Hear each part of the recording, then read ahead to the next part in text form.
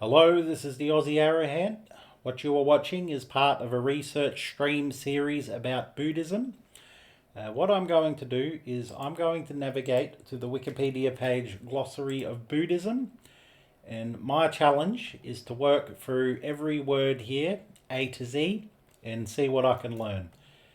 And today, the entry we are looking at is this. It's the Adbhutadharmaparyāya Sūtra. So I just want to work on the pronunciation of that for a moment. So Adbhutadharmaparyāya Sūtra. In Sanskrit, it's written the same way. Chinese, Shen Ziyu Zing, if I'm pronouncing that right. So, okay. Adbhutadharmaparyāya Sūtra. Now, if we notice, there's no hyperlink here, but we do know that it is a sutra.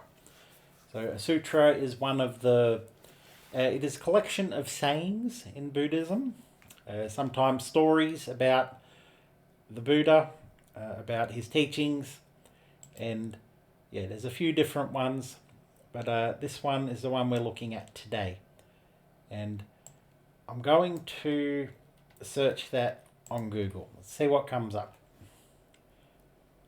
So we've got an AI overview, which is sort of combed through the available websites online and tried to formulate a response. So the Adbhutadharmaparyāya Sutra, or is it the Wei Seng Yu Jing? Is that the same as that? Shen Jiu Jing? But sometimes, yeah, it's written in a different way. There's different ways of, is it transliterating Chinese? There's different ways of writing it in English. So I'm going to put that in there. I don't know why I took the capital out. It doesn't really matter. It is a Sanskrit Buddhist sutra, known in Chinese as the Sutra on the Unprecedented. Okay, so where is this getting this from? It's getting it from the Wisdom Library. It's getting it from a Facebook post. Now that's not encouraging, but Wisdom Library isn't too bad. So Wei Seng Yijing, where is it? So the Adbhutadharmaparyāya, one of the 12 divisions of the sutras. Okay, that's interesting. It's about dividing the sutras, as in categorizing them, according to this in Chinese Buddhism. So I might take out all that purple text that's making it hard to read. So let's have a look. The following represents an unverified English translation. For all purposes, consult the original Chinese text. So the Unprecedented Sutra, one of the 12 divisions of scriptures, its Sanskrit name is Adbhutadharma, a scripture that records the Buddha and Bodhisattvas manifesting various divine powers and inconceivable events. So that might be a description of the contents. A scripture that records the Buddha and Bodhisattvas manifesting various divine powers, Shenli, and inconceivable events. And I might copy that as well. And I'll just throw up that came from the Wisdom Library. I'll leave the tab open. I won't. Or actually, what I'll do is I'll just take that, pop that in there, just in case I want it for later. I think it's better that I start sort of, well, if not referencing things properly, at least saving links. All I'm trying to do here is sort of work up an impression. Nothing I say here is meant to be taken as gospel. I'm just working through all the resources I can find to sort of gain a better understanding of Buddhism. So we've got this here, contents. A scripture that records the Buddha and Bodhisattvas manifesting various divine powers and inconceivable events. Okay, so I'm going to read on. So, Huachin Sucho, Volume 21 states, the Adbhutadharma means unprecedented and is also called rare Dharma. Rare Dharma, okay. So, I think I'm getting an impression that this is about the Buddha's miracles. So, what was this Facebook post?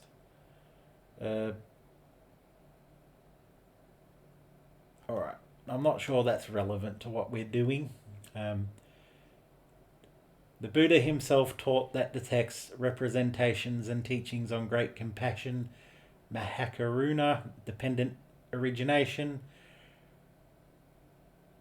and emptiness are extremely precious in whatever form they manifest.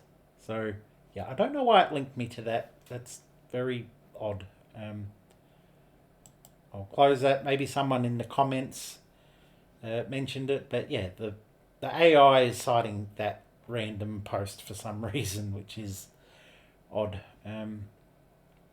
So, if we look at this page here, so miracles of Gautama Buddha. Okay, so the Buddha, in some descriptions of the Buddha, he had supernatural feats and abilities. He was able to do things like walk on water and fly, and he could dive in the ground like it was water. Things like this. There's a huge list of stuff that the Buddha can do. I think one of the crucial things about this, though, is he couldn't just do them. He achieved them through meditation. So, and if we read this here, supranormal powers the historic Buddha was recorded to have possessed and exercised include the 6 higher knowledges, abhina, psychic abilities, idivida, clairaudience, dibisota, telepathy, recollection of one's own past lives, seeing the past lives and rebirths of others, and the extinction of mental intoxicants. So this clairaudience is clairvoyance, I believe. So, the Buddha could do a lot according to these stories. And I want to know, because we're talking about this scripture here, the Sūtra. So we'll go back here, and what does it say?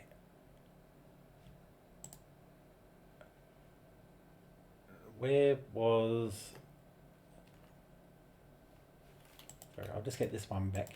So, I'm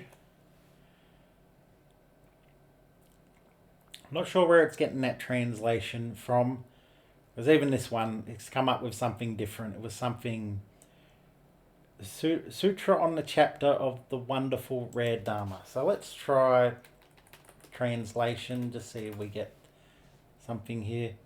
Discourse on the marvelous, amazing qualities. So I think the AI is attempting its own translation here. We don't really have one by the looks of it. Redactions.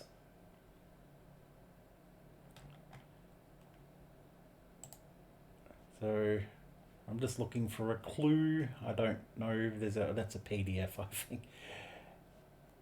Let's have a look. Article text. Journal of International Association of Buddhism Studies. Redactions of the Adbhutadharmaparyāya. Well, at least it's talking about it here. Will this search? Okay, so the importance of the Gilgit collection of Sanskrit Buddhist manuscripts. So we can say this, it's a Sanskrit Buddhist manuscript. And that may be important because I'm starting to learn that Sanskrit, I think Sanskrit's the older Indian language. It's more representative of of the sort of texts that you find in Hinduism, whereas Pali is more the language that is sort of official for the Tripitaka, for the sort of collection of scriptures that I think Buddhists and in particular Theravada Buddhists use. So this being a Sanskrit Buddhist manuscript, I might formulate a question here. What is the significance of Sanskrit Buddhist manuscripts when many are written in Pali? So let's try that. I'm not going to search that yet. What I find is I often get sidetracked and I go down tangents, but yeah, I like to write a list of questions to research towards the end of the video. So we're just working this up. We're just trying to figure out what this is, what it's talking about. So we know that there's a couple of translations. Is there a translation here? It says one of the 12 divisions of the sutras. I don't know what that means. So,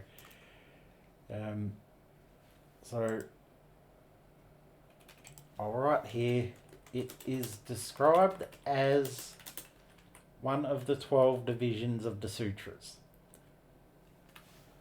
So, I guess my question there is there a sort of wider context for this? So, is there a, I'll just write what are the 12 divisions of the sutras? It may be nothing, it may not be significant, it may not cough anything up, but it may just come back to this text here. So, okay, so what I'm getting here, we've got the Dharma and the... So we've got Adbhutadharmaparyāya Sutra. I think Paryāya, what does that mean? I want to know here. Maybe change, transition, Sanskrit word, something about change, away, a course through. There's a lot of definitions on the wisdom library here. Okay, there's a lot here. So we'll go in Hinduism and Buddhism. I'll go Buddhism first of all. Sort of like method or way. Okay, so, but there's a lot. So, many meanings could mean method or way. So, possibly method or way. Sutra is a collection of teachings. What does Dharma directly translate to? Is it... No, I'm not talking about translations of the Dharma. So if I look up Dharma on Wiki, what do we got? Is there a literal sort of way of saying it, or we just say Dharma? Okay. The term Dharma does not have a single clear translation or conveys a multifaceted idea. Okay, so there's that. I'm not going to worry about that too much. I don't want to get too stuck in the weeds. So where are we at here? Dharma, sort of, we could just, I guess we can think of that as the Buddha's teachings. And what's this here? The Adbhuta. What does that mean? Adbhuta. Wonderful, marvelous, mirrorless, or incredible. Okay. So let's have a look. Wisdom Library again. Okay, this is good. I like Wisdom Library. It's got quite a lot on the language of Sanskrit and Pali on here by the looks of it. So, marvelous. Okay. So we're talking about wonder, sentiment of wonder. So I think we can say wonder, marvelous. I can go wonderful. No, just, I don't want to butcher it too much. So So something like the Buddha's many marvelous teachings. All right. So let's have a look. Translation. The Buddha's many marvelous teachings. So that's my horrible translation. That's not what it is. We know that. But we go back to this. Say, was there a direct translation written here? I'm sure I saw one. It can't just have been the AI. Okay, so let's go. We'll go grab the name of this again. The Adbhuta. I'll go back here. Adbhutadharmaparyāya Sutra translation. Let's have a look. So the AI's had a go at it. Okay. What do we got here? NTI reader. Okay, it might be finding better resources. So the Foshu Wei Seng Yujing.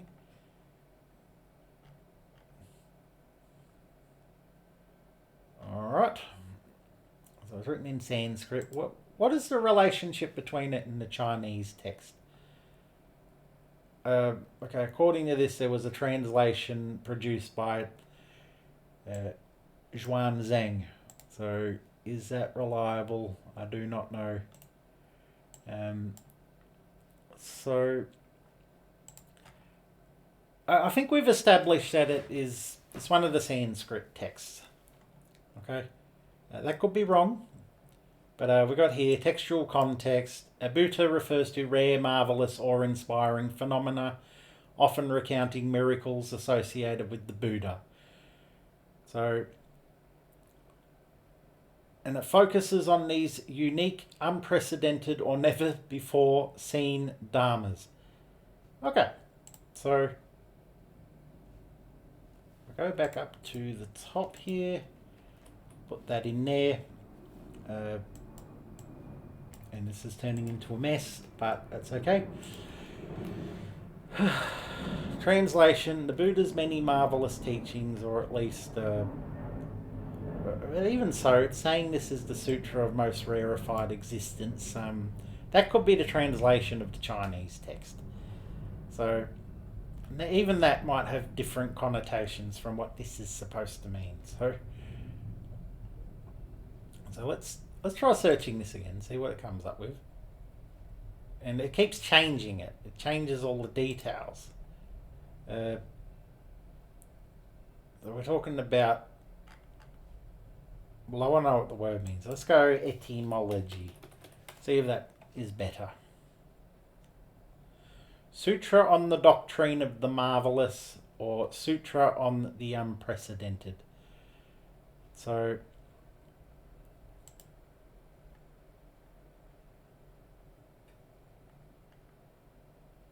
Sutra on the unprecedented. I kind of like that, but I don't know. I think what I'll do is, because we don't have much information on this sutra,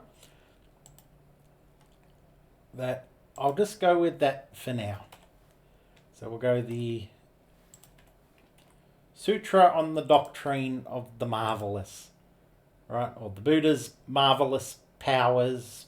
I don't think it's powers, because there's specific words associated with that, such as Idi and Abhina, which don't seem to be present in this. So, okay, so there. The Buddha's many marvelous teachings. So that was my rough translation. But, alright, so it's a Sanskrit Buddhist manuscript. There's a scripture that records the Buddha and Bodhisattvas manifesting various divine powers. I want to see if this is listed anywhere on this miracles page. So, and chances are that the spelling and diacritics are letting us down. So let's see if we got Adbhuta. No. What about Dharma? Or actually,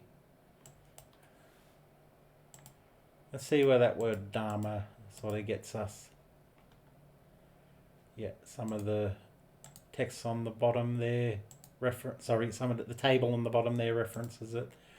No, it doesn't seem to have much information about this. So texts. Okay, that's actually probably a good one. So what we got here? So we've got the Dhammapada, we've got the Madhya Makalamkara, and you got the Abhidharmapiya. The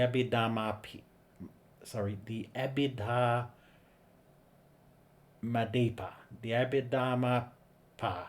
Oh, I find that really difficult to pronounce. So, the lamp of the Abhidharma. So, alright, so, there's not much here about that one. So, but it's referring to this, and I'm sure it details some of this. Let's try this. I'm just going to Google it. So the NTI reader, there's that one. Sorry, open that one. Redactions, there's a little bit on it in that sort of. Well, if he's talking about the redactions, then there must be some information on the text. So let's have a look through that one, see what we can figure out.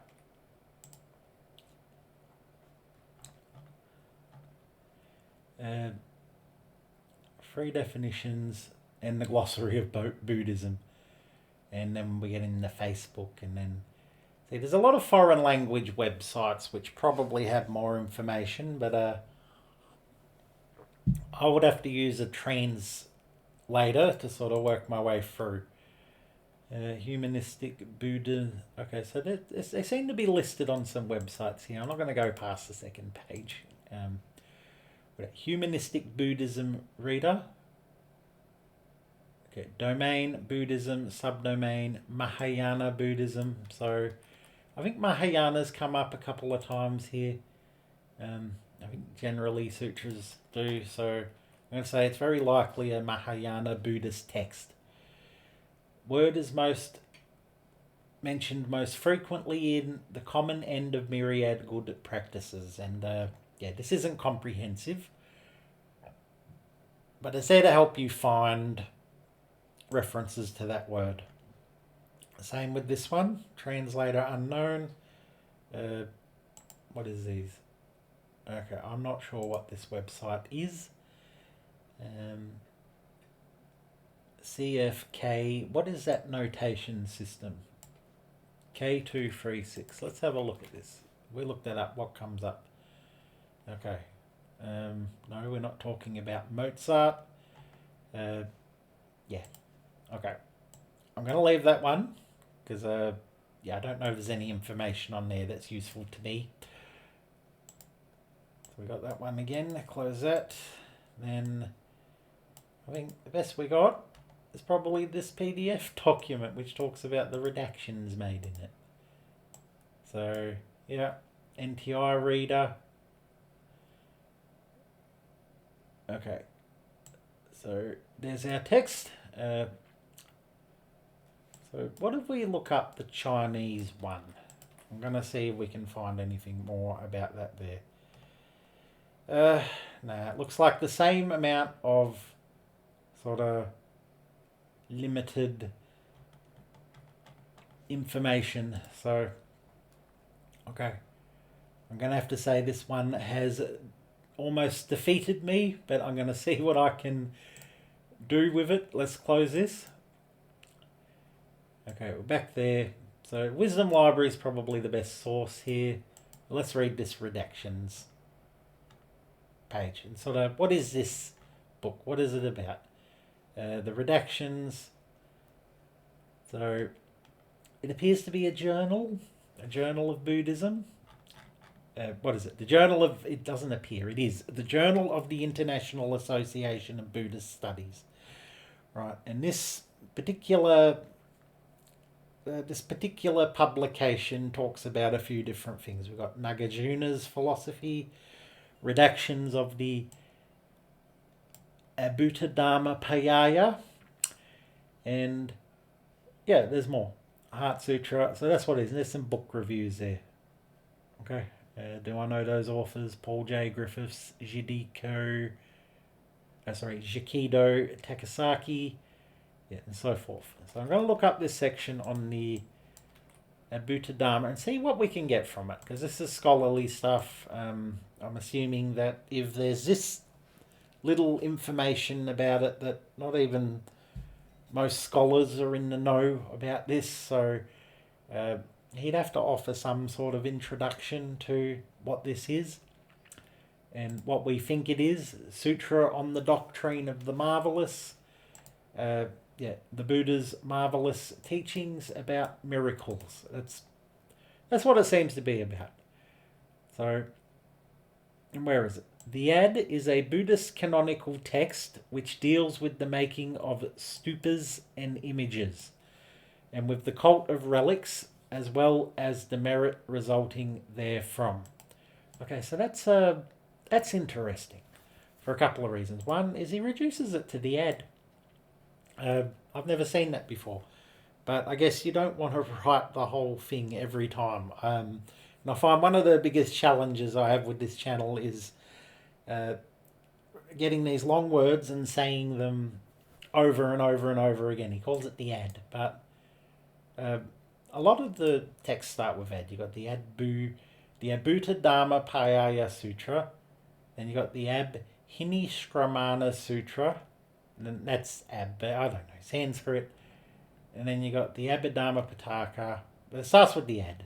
So they're similar sounds, AD, AB. Is there another? Can we call this the Ad? Would that work? I think it might. So if that's the only sort of sutra that has Ad, so and when the difference is between Ab and Ad, so yeah, maybe you can get away with that one. So, but definitely within the context of this article here. So it's a Buddhist canonical text which deals with the making of stupas and images, and with the cult of relics, as well as the merit resulting therefrom. So I'm going to come back to my notes here.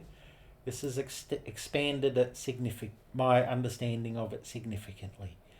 So where is it? That's Wisdom Library.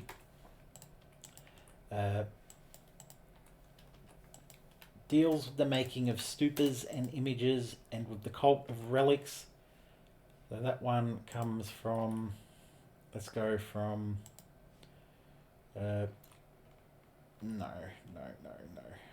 So let's go Journal of International Association of Buddhist Studies. And I'll leave the all caps in there. So this goes, let's have a look. No. That one. Okay, so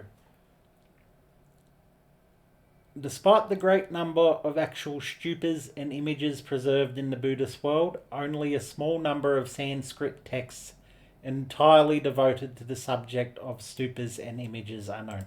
What is a stupa? Let's look this up. We'll go here. Okay. Alright, a stupa is a dome-shaped or mound-like Buddhist monument originating from ancient Indian burial mounds that serves as a sacred reliquary, meditation site, and symbolic representation of the Buddha's enlightened mind and path to enlightenment. So, a stupa. Okay, here we go. So, this seems to be a text about these. Wow. Okay, we're talking about stupas. Let's have a look here. What do we got? So if I open that one up. 6 must visit Buddhist stupas in India. And look at that. What a beautiful place that is. Let's get that up for a moment. We'll have a look here. It's got that sort of circular shape. There is a dome, and it's got a special sort of point on the top. And I wonder if they all follow that sort of shape there. So let's have a look at the 6 must visit. So no, that seems to be different. Oh, where are we? Dharmek Stupa. Okay, so this is different. This is all flat, sort of structures on the ground. Some of them are circular, some of them are not. That is very similar to the other one. It's got a dome-like shape.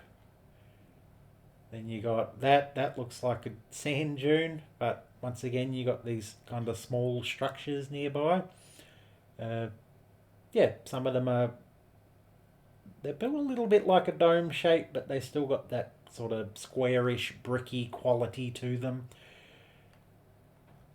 And you got that one was Shanti Stupa in Ladakh. That is a beautiful, beautiful stupa. I almost called it a temple. I wonder, is a stupa a kind of temple? Well, let's have a look. I'll put this in my questions. Is a stupa a kind of temple? Because I don't know if a temple is necessarily a building that you go inside and pray or meditate or whatever you do in there. That's a different looking stupa there. Okay, so what is it? Dodrul Chorten in Sikkim. Okay, that's got more of a... that's a bizarre shape. I'm not sure how to describe that one. Alright, so alright. So that's sort of... Is there a Wikipedia article on stupas? Yes, there are. So let's have a quick look at this. It is a domed hemispherical structure containing several types of sacred relics, including images, statues, metals, and sarira, the remains of Buddhist monks or nuns. It is used as a place of pilgrimage and meditation. Very good. So I think, as we noticed in some of those pictures, there seem to be these sort of flat structures outside of the ground that are quite small. But that's what a stupa is. And okay. So the Ad is a Buddhist canonical text which deals with the making of stupas and images. So I'm thinking, if we're talking about the making, these are how these are built. And with the cult of relics. So when we say the cult of relics, I'm wondering, are we talking about relic worship? I'm going to have a look here. Cult of relics. So it's talking about Christianity here. Veneration of physical remains. Yeah, okay. I think we can say that there's relics. That with Buddhist relics, some people worship at them. So, cult of relics, as well as the merit resulting therefrom. Despite the great number of actual stupas and images preserved in the Buddhist world, only a small number of Sanskrit texts are entirely devoted to the subject of stupas and images. Right, the Ad advocates the establishment of stupas, images, relics, so it says that we must build them, and asserts that such acts produce greater merit than making offerings to the Sangha, the Arhats, and the Pratyeka Buddhas. Alright, so there we go.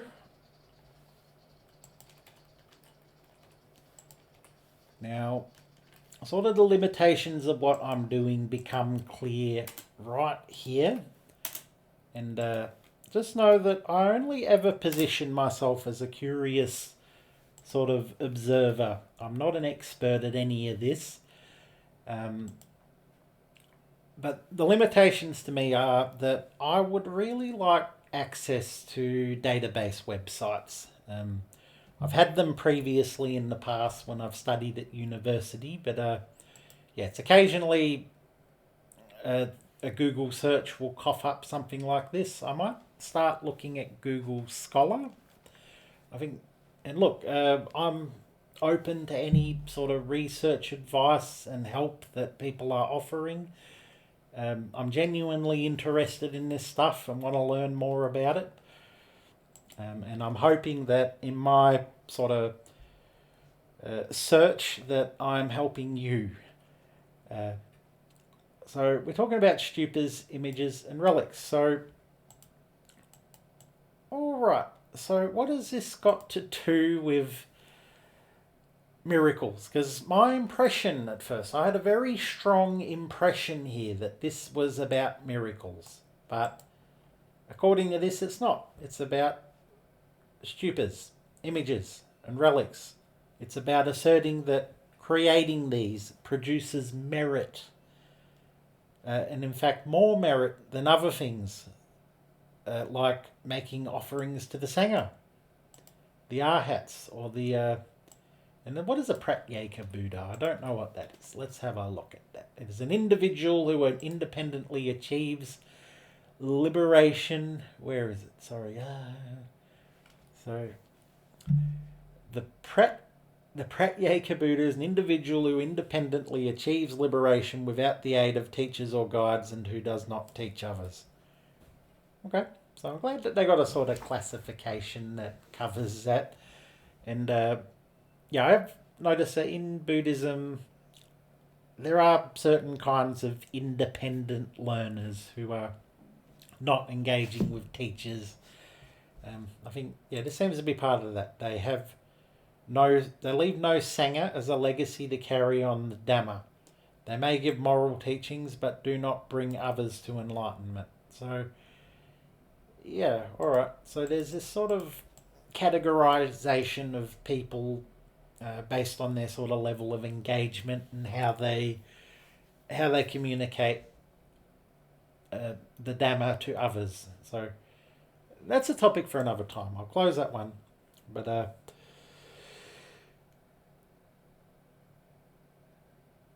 this canonical work appears to be only one of a larger group of texts, which also includes the Kutagara Sutra and the Maharana Sutra, all of which share this common theme.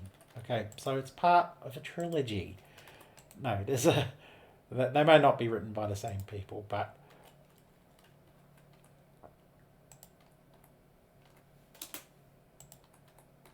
there's 3 texts that cover the topic of stupas and images and relics and sort of the merit making thereof. So the Pratya Samitpadra Sutra also has elements in common with other texts of its group, although its description of the stupas, images, relics differ somewhat. So there is a 4th text. I'm not going to worry too much about noting that. The basic description shared by the 4 just noted texts is often quoted or mentioned in several stupa texts. The 7th century Chinese traveller to India, I Ching, was also familiar with this description, which he quotes or very closely paraphrases in explaining the very common practice of making stupas and images. So, now, I Ching, what is that? I think that was a divination text. So, but was he a guy? I don't know. Who wrote it? Who wrote the I Ching? Does it have a... Okay, so there's a mystery. So, I'll go down here for what is the I Ching and who wrote it? Is it the same guy they're talking about in this journal article? I don't know.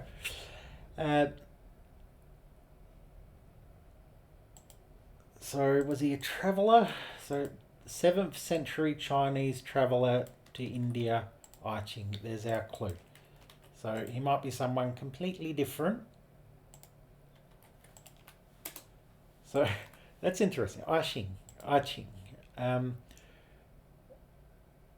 Okay, so although I Ching and our sutras may have intended the hyperbolic description of merely making a miniature stupa or an image to be taken in a rhetorical sense, there is abundant archaeological evidence for the actual practice of making small stupas in large numbers. So maybe that's what I was seeing in those other images, where if I go back to that page here, so you got these large stupas, and you got these smaller ones. Are they stupas, or are they just part of the grounds, or I don't know. Even these here, these flat structures made out of brick. Some of them are circular. I don't know. The report of Swan Seng I hope I'm pronouncing that correctly, on the making of miniature stupas can be added to this evidence. Of special importance are the excavations at Gilgit, in the same stupa where the manuscripts of Ad were deposited. Hundreds of small stupas and images were found. A number of texts belonging to the later Avadana class also provide us with literary sources for this practice. The hyperbolic argument made by Ad and its related sutras seem to reflect the tension between the cult of stupas, images, relics, and offerings to the Sangha, Arhats, Pratyeka Buddhas as primary fields of merit. So, alright, that's my fifth question. What are fields of merit? So I'm guessing there's, I guess there might be a hierarchy of, or at least a list of sort of, I guess, S-tier ways of creating merit as opposed to F-tier ways of creating merit. Okay? Some actions may produce very weak merit, while some may produce very high, and that might have been the general sort of thing they were thinking about. Okay? And yeah, there is a tension between the cult of stupas, images, relics as Buddhists who want to build stuff like this to produce merit, and there's others who think, no, we need to do offerings to the Sangha. We need to practice arhatship, arahantship. And then they're talking about, we've got the arhats. I assume the difference between an arhat and the Pratyeka Buddha. God, that is such a tongue twister to me. Is that the arhat may have a Sangha, while the Pratyeka Buddha does not. So, alright, that introduction there was actually exactly what I was looking for. So we got the Adbhutadharmaparyāya. Right, that's what that is. I don't know what the Sutra addition to that is. When we add the word Sutra, what's that all about? Right, a collection of sayings, does that distinguish it? Or why can't we just use this? I don't know. There doesn't seem to be anyone really out there talking about it in terms of a sutra. There might be, but they're probably doing it in other languages which I do not speak. So, and yeah, this is an interesting challenge, trying to look up something like this and sort of piece together, what is this? There's not a lot of easy information about this out there. It's actually challenging me to sort of pick it apart and try and understand what it is. And that's part of what I'm doing here on stream. I want to challenge myself that way and put myself up to the scrutiny of everyone watching. So, alright, so shall I think I'll go back to this redactions text for a moment. Where is it? Stupa. So if I copy that one, I go there. We got the red. Oh, where was I? In the right place? Yeah. Okay, what do we got? Let's look at the chapter headings. Description of the manuscripts, editorial notes. Alright, so he's talking about redactional differences. So way in the weeds there. And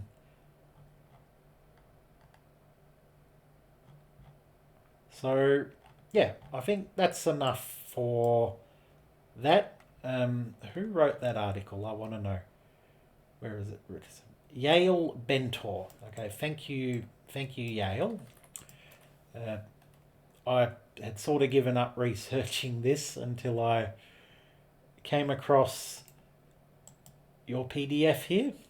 So Yale Bentor received her PhD in Tibetan studies.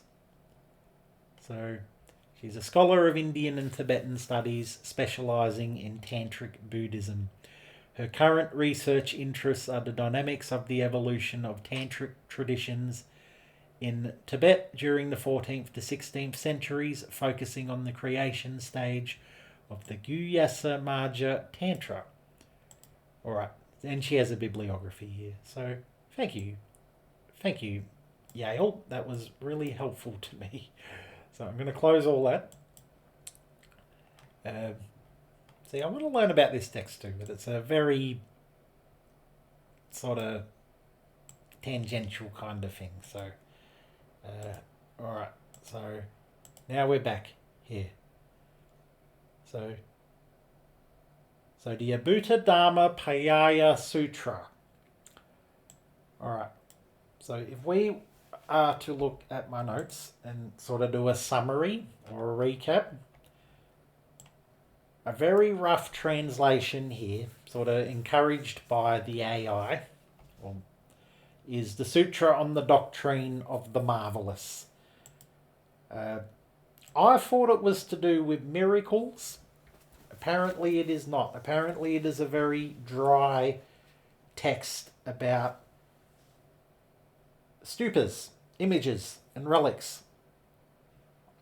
This seems to be part of Mahayana Buddhism, and it is a Sanskrit Buddhist manuscript. Now we sort of described the contents, and this was a mystery to me. It is described as one of the 12 divisions of the sutras. I don't know where that came from, why that was on the Wisdom Library website. So a scripture that records the Buddha and Bodhisattvas manifesting various divine powers and inconceivable events. Right, and that's what the Wisdom Library entry is. Is that correct? Because we got this academic article here saying it's something completely different. Unless, where is it? The Adbhutadharmaparyāya. Right, so if we search that, so in this one, it's translated again, the Marvelous Dharma Discourses. And if I look this up, and I'm just checking to make sure that there's not misplaced letters or anything that I didn't notice. But yeah, once again, this describes it as something completely different. So I think that wisdom, I think this page might be wrong. Wisdom Library. This may have, this may be referencing something else. I don't know. An unverified English translation. All right. So I don't trust this source. I think the Buddhist, I think the Journal of Buddhist Studies is the Journal of International Association of Buddhist Studies is a bit more reputable. So yeah, all right. I've ended up on this site often, so I don't know what I can sort of really trust on here. I expect there's some very good stuff, but there's also some stuff that's a bit dodgy. So yeah, that seemed to confirm that it was about miracles. Did the AI generate this? It's possible. So yeah, a scripture that records the Buddha and Bodhisattvas manifesting various divine powers. Is it about that? Probably not. We got someone else talking about it, saying it is about the making of stupas and images and the cult of relics and the sort of merit making which results from that. Okay, so within that, the establishment of these stupas, images and relics, there's a debate here whether these acts produce greater merit than making offerings to the Sangha, the Arhats and the Pratyeka Buddhas. Okay.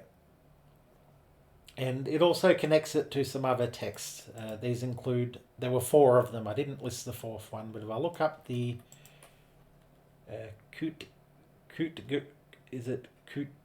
Kutgra Sutra, see if anything comes up here. So, no, that might be something different there. So let's just close that. doesn't really matter right now. So there's other texts that talk about the establishment of stupas. Very good. And I have some questions about this text. I may even email this scholar who wrote this work and see if she can illuminate any light for me. This canonical work appears... Yeah, I've already read that. Okay. So what I like to do at the end of all of these is that I like to go through the questions that I came up with and see if I can answer them. What is the significance of Sanskrit Buddhist manuscripts when many are written in Pali? I don't know if that's a well-formulated question. Okay, so according to the AI, they hold immense significance because while Pali texts constitute the foundational canon of Theravada Buddhism, Sanskrit was the primary language of Mahayana and Vajrayana Buddhism. Okay, so maybe my notion that it had more to do with writings of the Vedas. I don't know. Yeah, that may not be the case here. Let's have it here. Reader's Guide to the Pali Sutras. Okay. National Institute of Health. Why did they have an article on there? Okay, what is this? National Library of Medicine. This looks like someone's published this in there. Okay, early Buddhist texts, their composition and transmission. Okay, so this article discusses the composition and transmission of early Buddhist texts with specific reference to sutras. Okay, oral. Why is that in a medicine journal? I don't know. That fascinates me. But once again, I'm being sidetracked. So let's close that. Early Buddhist texts, yeah, alright, it's referencing that. That's fine. Why is Sanskrit is used in Mahayana? Well, this is what they're saying on Reddit. I'll just see what this person has to say. I'm currently exploring the fascinating world of Buddhism and I'm intrigued about choice of languages. Why does Mahayana Buddhism predominantly use Sanskrit while Theravada Buddhism relies on Pali? Okay, I'm sure there's a lot of answers on there people have. Does it answer my question? So what is the significance? Alright, so I guess the answer to that is that Theravada is written in Pali. Mahayana is written in Sanskrit. And they might just be pulling from older texts, or maybe they've chosen to use Sanskrit because of historical significance. So let's have a look here. I'm just going to punch this in and see if it's... Okay, the core texts of Theravada Buddhism are in Pali, while Mahayana Buddhism primarily uses Sanskrit. So, Quora, schools in Theravada, this seems to be true. But I do know every time I've looked at Theravada, they talk about the Pali canon. But what is is there a Sanskrit canon? What is it? Sanskrit canon. Did they do that? Collection of Buddhist scriptures originally written or preserved in Sanskrit. Yeah, alright, that'll do.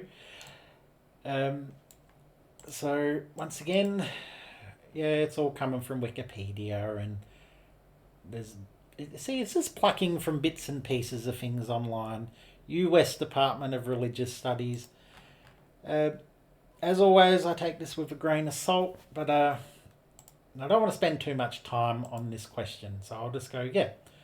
So, the Theravada canon is written in Pali, while Mahayana is written in Sanskrit. I'm not exactly sure why. Maybe I'll look into that one time. Alright, so second question. What are the 12 divisions of the sutras? Now, this is a very vague question. It's probably not going to get me anywhere. But let's have a look. The 12 divisions or branches of Buddhist sutras, known as the Adbhutadharmaparyāya categorize the Buddha's teachings by their literary style and content.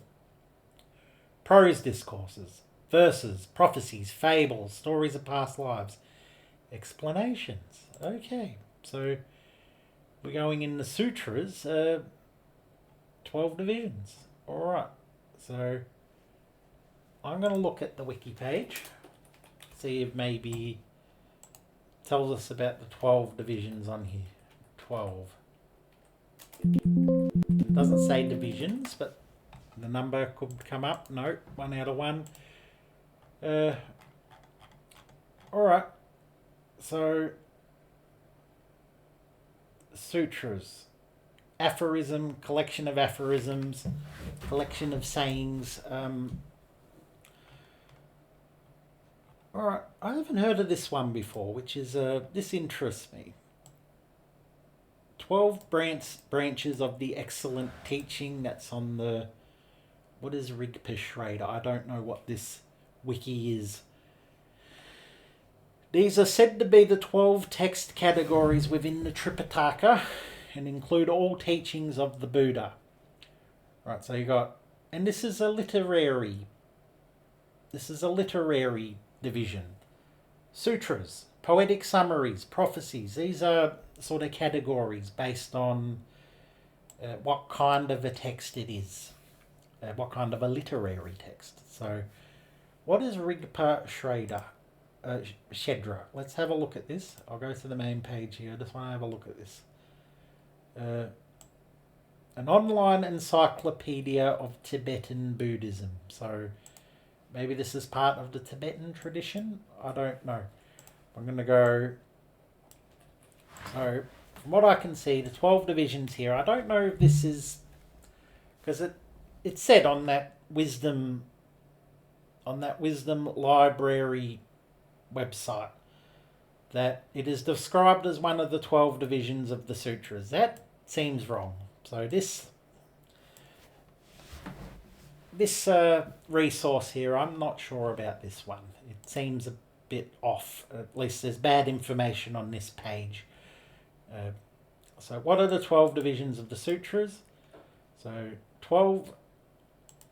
So we'll go the 12 branches of the excellent teaching. So maybe there's other translations, I don't know. Well, we've got the 12 branches of the excellent teachings, literary divisions of the scriptures. Okay, so you got, yeah, I'll just put it like that. So the 12 branches of literary divisions of the scriptures, possibly Tibetan in origin. Is the stupa a kind of temple? Well, I guess that depends on what you mean by temple, doesn't it? So is a temple just a place you make pilgrimages to? I don't know. Let's look this up, see what it says. I mean, we're just talking about a sacred structure, often considered a reliquary or a monument. So is a monument a temple? I don't think it is. Fundamental component within Buddhist temple complexes. So I think a temple is something bigger by the sounds of it. You'll find a lot of stupas around. Evolved from ancient Indian burial mounds. Sorry, I want to have a look in here. Stupa and Buddhism. So study.com. There's a video. How long is the video? I don't know. Let's have a look here. Maybe I'll watch a little bit of it.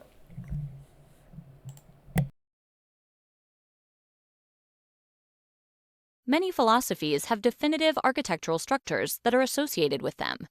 For the Greeks, it was column-lined temples. For Catholics, it's the basilica or cathedral. For Buddhists, no architectural form is more important than the stupa. At its most basic, a stupa is a ceremonial burial mound used for the veneration of Buddhist saints and relics, as well as the Buddha himself. However, Buddhism is a deeply symbolic cosmology, so it would be foolish to assume that the oldest Buddhist architectural tradition is not filled with symbolism. All All right, so it is a burial mound, and yeah, they're saying it's filled with symbolism. So, but what I want to do is I want to look up temple definition. What is a temple? I know a temple is a building of religious significance. It's a building for religious worship. So, I think it's fair to say that these sort of structures and monuments, they're probably more like statues than they are temples in their own right. At least that's my feeling. So, is the stupa a monument? So let's say it seems to be more like a monument that is part of a temple complex. Okay, so that will do for that. What is the I Ching and who wrote it? And remember, we had this clue here. 7th century Chinese traveller to India, I Ching. Let's look him up. Is there a different guy? So Yi Jing, 7th century Chinese Buddhist monk and traveller. Okay, I think this is who they're talking about. Okay, sometimes they call him I Xing or I Xing. Okay, born Zhang Wenming was a Tang-era Chinese Buddhist monk and renowned travel writer. His account of his travels are an important source for the history of medieval kingdoms along the sea route between China and India, especially Srivijaya in Indonesia. Okay, he also gave accounts of the Gupta period in ancient India. A student of the Buddhist University at Nalanda, he was also responsible for the translation of many Buddhist texts from Sanskrit and Pali into Chinese. Now, he was written on here, wasn't he? So, was it this? Actually, I think that was in the.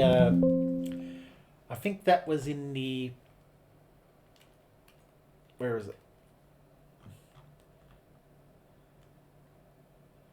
Said something about I Ching in here, did it not? So, see if I can find it. There we go. The 7th century Chinese traveller to India, I Ching, was also familiar with this description which he quotes or very closely paraphrases in explaining the very common practice of making stupas and images. So yeah, this guy, he did translation of Buddhist texts from Sanskrit and Pali. And it looks like one of the texts that he translated, that Yi Jing translated, was the one we're looking at today, the Adbhutadharmaparyāya Sūtra. Okay, so there's that. Okay, he is someone different. Okay, so we'll go a traveller named Yi Jing. Or is it I Xing? I don't know. I've got to look up a pronunciation. So a traveller named Yi Jing, right, who did translations from Sanskrit and Pali into Chinese. Traveller and Buddhist named Yi Jing, who did translations from Sanskrit and Pali into Chinese. Okay, so my last question then is, what are fields of merit? I'm going to close all of these because we are almost done. So what are fields of merit? Are spiritual concepts, primarily in Buddhism, referring to people, places or objects that are exceptionally worthy recipients of offerings, prayers or virtuous actions, thereby magnifying the positive karmic results for the giver, like fertile ground yielding rich crops. So we got that Rigpa wiki again, and it's a Tibetan Buddhist wiki. Actually, yeah, the field of merit or field of accumulation. I'm going to get rid of this purple text. is the focus or object before we practice offering, prayer, prostration, so on, in order to accumulate merit and wisdom. Okay, so it's something we think about, or at least the focus, something that we're focusing on. Our practice and positive actions are performed in the presence of or directed towards such powerful objects enhances their effect. Okay, so here it says spiritual concepts, but let's have a look at this teacher, Ajahn Sucitto. Fields of merit. This is kind of a long article. I'll see if he gets to the point. One of the themes is that of making merit. Alright, so fields of merit. So Buddhist theory, karma, intelligence. Okay, this is kind of a long article. So I'm not going to get... I don't want to get too in the weeds with that. So I'm going to close that. But yeah, I guess just for our purposes, what are fields of merit? It's sort of to be... And I like how it described it as fertile ground for merit to grow. That might be a good definition, or at least the idea is they're talking about sort of concepts, things we can focus on, things that we can do that produce merit within the sort of karmic cycles of rebirth. And in regards to the Adbhutadharmaparyāya Sūtra, this is a text about... This is a text about the making of stupas and images and relics and the merit that we accumulate from that. So I might leave it there. So if you've followed me through this, thank you for listening. I feel like I've learned a few things that despite the sort of early frustrations there, trying to sort of piece together any information at all, yeah, I feel we've sort of uncovered what the text is about. We've sort of we've shown that this sort of wisdom library page may need some updating. It seems to be a bit inaccurate, and yeah, I've come to learn what a stupa is, and I think they're absolutely fascinating. I'm going to do a bit more reading on them. I want to learn more about sort of images and relics and these sort of things as they are significant to Buddhism. So, all right. Thank you for listening.